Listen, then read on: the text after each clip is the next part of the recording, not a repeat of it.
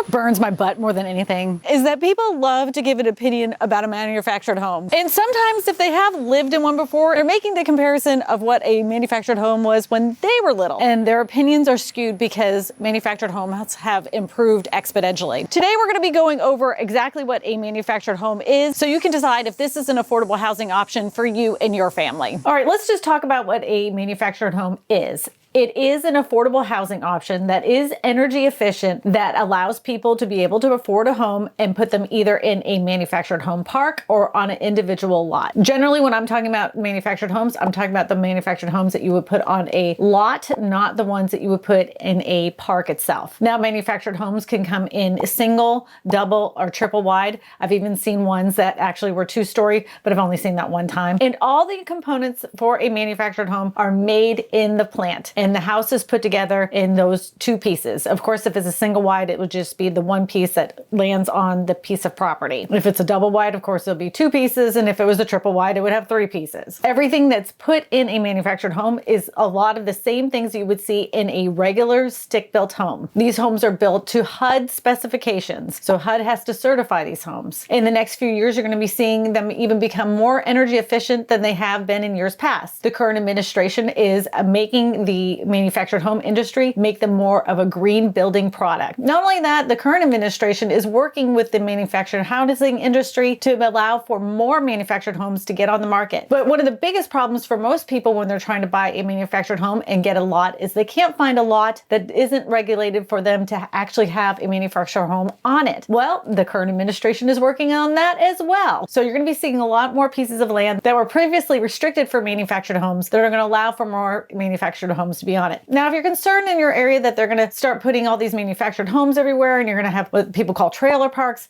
it isn't going to work out like that. There's going to be regulations that allow for manufactured homes that have to be on pieces of land, but your local ordinances are going to have to come into play. So you're not just going to see houses piled on top of each other. This is great news for people that have been looking for manufactured homes throughout the United States, but just haven't been able to find the land to put it on. I hope this actually goes through. Only time will tell. We all know how government works. They promise a lot of times, and sometimes they don't deliver. I know it may not be a big shock to you. Now, if you do plan on buying a brand new manufactured home and you're looking for a piece of land, here is some quick tips on buying a piece of land for that home. First, you want to find out how much the taxes are for the piece of land. And that would include your manufactured home because you're probably going to roll it into one payment, which would be like a new construction loan. You will have to work with a lender on that ahead of time. When you're looking at a piece of land, you're going to want to know where the boundary lines are, and you're going to want to know where the setbacks are so you know exactly where you're going to have to place your manufactured home. If you're buying this land from a family friend, make sure there isn't any impending liens on the property. You can do that with a quick title search with your local title company. Of course, you're going to want to look at your local crime rates and school ratings. You're going to want to review any building and zoning laws. But like I said before, the new Biden administration might be lifting a lot of those areas that were not previously allowed for manufactured homes. So you're going to be in luck right there. And be certain where you're buying your land for your manufactured home has water, sewer, and electricity. And don't forget about internet. I know that sounds crazy, but in the world that we live in now,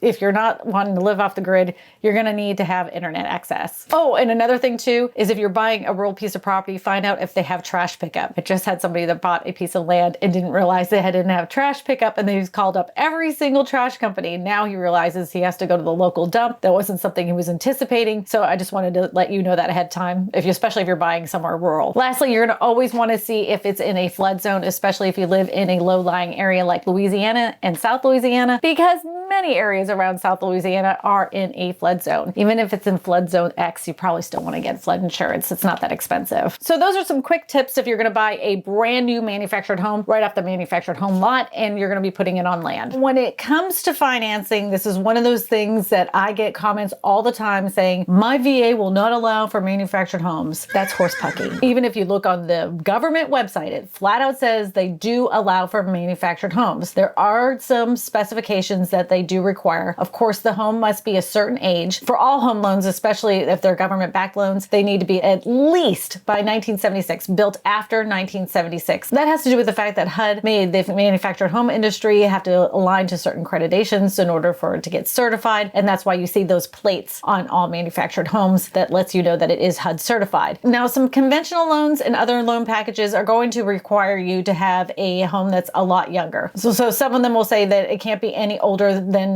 1986. And then others will say it has to be 1992. And the reason they come up with these numbers is because of the way that the manufactured home industry had changed during those years. And they wanted to make sure that it's the most up to date. So that way they're protecting their asset. Because if you foreclose on, they want to be able to protect their asset. So that way they can resell it at a profit or at least break even. They don't want to lose money, just like they don't want you to lose money. Now, some other loan packages you may have heard about are through FHA and RD. Now, there are going to be some requirements there as well. So always talk to your local lender and they will let you know if they do accept manufactured homes. But these government-backed loans do accept manufactured homes. I've heard stories of people that are getting manufactured homes from the manufactured home lot, and they will not do an FHA loan or an RD loan. In some cases, I've actually heard they say they do not do them, or they say the process is too long and it's not worth you going through that whole entire process. Now listen to me. I'm telling you, yes, it's worth it. First of all, you get a much better, more secure loan package. Secondly of all, you're most likely going to be able to negotiate a lower interest rate. Thirdly of all, they're in the job to sell you a manufactured home and use their lender because they get more money. And of course, they're going to try to sell you on the fact that they want you to use their lender within their lot. Just check to see what else is out there before you decide to work with them. They may have a better plan. I'm doubtful of that, but I'm just saying, just like weigh it out. Always weigh out your options. I just don't want anybody to have any predatory lending practices. And I'm not saying every lot does this, but some of them have been known to do this. And it's not worth you having to pay extra in interest or have a shorter loan term when you could have had a more secure loan and had a much lower interest rate. So just do me that favor. Do your extra homework. Due diligence is important. One quick note about VA loans when it comes to manufactured homes is they only have a 25-year maximum instead of a 30-year maximum. Also with the VA, they say that you must have a little bit higher credit score than you would for a typical house. But if you were trying to save money and you wanted to buy a manufactured home, just know that you're going to have your credit history cleaned up a little bit ahead of time. You may have a hard time finding a lender in your area that does do manufactured homes. Just keep calling around until you find one. And you can always reach out to your local VA themselves and have them connect you with a VA lender. Let me list you some other VA requirements you may not know about when you're buying a manufactured home. The home you're buying has to meet a minimum property requirements. That can vary from state to state. The piece of property must be considered real estate. That's under the state law and zoning requirements. The manufactured home must be on a permanent foundation that complies with state law, and it must be built to the manufactured home safety standards that are defined by the U.S. Department of Urban and Housing Development. It should come with a HUD certification and HUD tags, and it can't be any less than 400 square feet. Now, you will see some manufactured homes that are smaller than that, and you're going to have a hard time if you're going to get anything less than 400 square feet anyways to comply with any local ordinances, so just know that ahead of time. And if you were thinking about using your VA benefits, please do. They are fantastic, and it is a good way, nice, affordable home. And don't let anybody talk you out of it because they have their preconceived ideas. They don't know what they're talking about half the time. And another thing to know if you're buying a manufactured home with a VA or any government-backed loan, if there's been any alterations done to the manufactured home itself, just know that you're going to have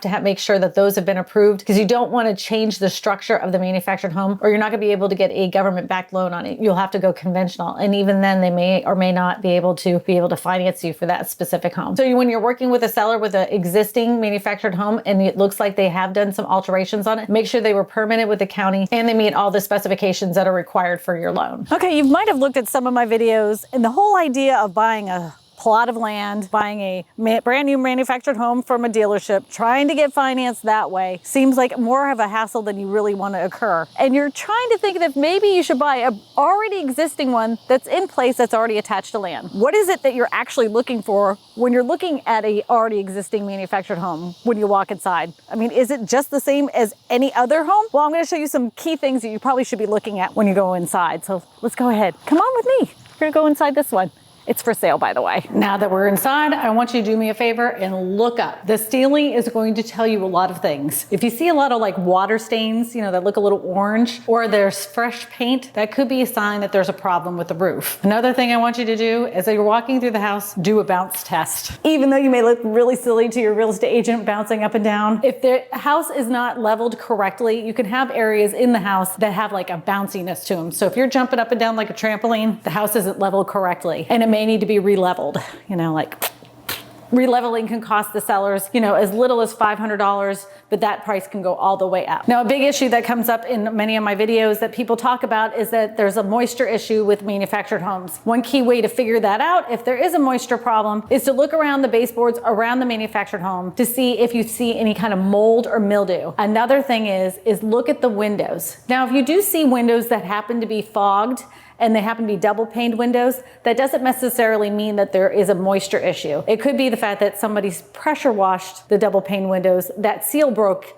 and then moisture intruded into the windows. So don't look at that as a sign that there's a moisture problem within the house. It could be just the windows. But always look in your bathrooms and around every single room, top and bottom, to see if there's any kind of mildew or mold. They might have the wrong size air conditioning unit for that manufactured home. Now, another place to look for mildew that people don't think about is the cabinets itself. So you can open up a lot of these cabinets, and believe it or not, they are real wood. Somebody says, oh, they're not real wood, they're made of OSB, blah, blah, blah. No, not true. Not all of them are. These ones are actually wood. Look inside those cabinets and see if you see any mold in there as well, because that is a great place to find mold and mildew that was within the cabinets. So check there. Also, with those cabinets, you want to see if they're peeling, if any kind of paint is peeling or they're bubbling up. That could also show you a sign of moisture intrusion. And if they have not disclosed if the house flooded or not, that's another indication to find out if that's something they should be disclosing if the house flooded. Now, a flood in Louisiana is completely different probably than some areas. They could have a flood within the house where like the washing machine or the dishwasher overflowed and it made those cabinets swell, peel, or bubble up in the paint. But the seller should be disclosing that to you. Now let's take a look outside, because there's things you should be looking for outside too before you put in a purchase agreement to see if this is a home that you want for yourself. Now, when you're walking around the manufactured home, I want you to use your eyes to look for a few things. Is the siding looking like it's coming off or it needs massive repair? The second thing is, and a lot of lenders are requiring this, is the skirting that goes around the manufactured home must be completely intact. If there's any sections that are missing, they may not give you a loan for the manufactured home itself. I know that it's going to be an issue for VA and RD loans currently, and that could be something that comes up with conventional loans. So just be aware of that when you're going to tour a manufactured home. Now, another thing you want to be aware of when you're looking at a manufactured home that's already existing is if it is on a well and if it's on a sewer system. And you want to make sure that these pumps are up to date. There is a special kind of inspection when it comes to sewers in Louisiana and most other states as well. So that is a separate inspection. If the repairs need to be done, in most cases, the sellers will make the repairs to get the sewer itself up to code. It's one of those things that must be up to code before the house closes. One other thing you may want to look at is the actual porches, and railings. If it doesn't have the proper railings, your home inspector could say something that doesn't necessarily, it's a pass or fail. Most home inspections in most states, there isn't like a grade, a pass or fail grade. They just give advice on things that need to be repaired and need to be addressed, but your lender is going to ask for certain things to be repaired as well, especially if you do get a VA or RD loan. The neighbors think I'm weird. If your porch is not attached to the manufacturer home correctly, it could be an issue for your lender, and make sure it's attached correctly. You want to make sure that the porch is on right. But I have to tell you something. We just had a big hurricane here, Hurricane Ida that came through. That porch is on there good. It didn't go anywhere. Like, this is a good and secure one. This one's cemented in, so that's a good thing. Now, the thing is that all of these things I'm telling you does not mean you shouldn't have a home inspection, because even though you feel these things, nobody's going to believe you unless you have a licensed home inspector put that in a report when you ask for the request to be made. And while you're combing the interwebs for a manufactured home that already exists, just know if the house is built before 1976, you're gonna have the hardest time getting financing. You can forget about VA, RD, and most conventional home companies are not gonna give you a 30-year mortgage on a manufactured home built before 1976, and that has to do with the regulations. And even a lot of home lenders right now won't even give it to you unless the house is built after 1986. You're just gonna have to meet with your mortgage advisor to see what their regulations are for the manufactured home that you wanna purchase, so you know what the age you should be looking at when you're going through the MLS or looking anywhere on the internet. And one more thing to think about when you're looking at a manufactured home that's already in an existing spot is look at the neighbors around you. Are these the people you're going to want to live around for the next 3, 5 to 10 years? And does the neighborhood continue to look like it is improving, or does it look like it's down in a decline? You don't want to invest in a piece of property that could possibly lose value over time. I know one of the biggest myths when it comes to manufactured homes is that you will lose money when you purchase a manufactured home. In some cases, that is true because you bought it in a neighborhood that was declining. But in many cases, especially throughout Louisiana and many other states, you can increase the value of your manufactured home if you have a good location, just like anything in real estate. Location, location, location. Now, what a manufactured home isn't is it is not a tornado magnet. They are not built like garbage. They do not attract rodents. They do not